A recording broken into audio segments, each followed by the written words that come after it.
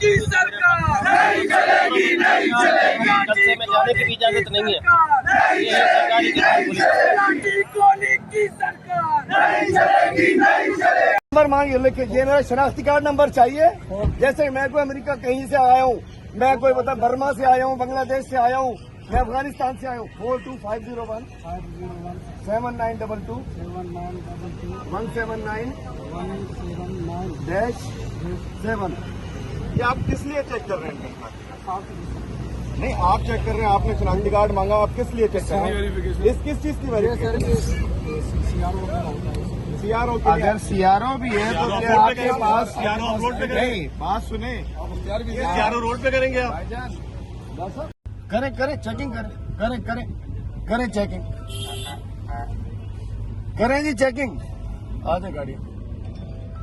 ये देखो जी,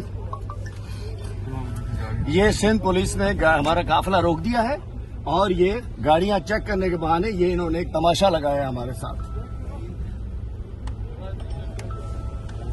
बढ़िया बना।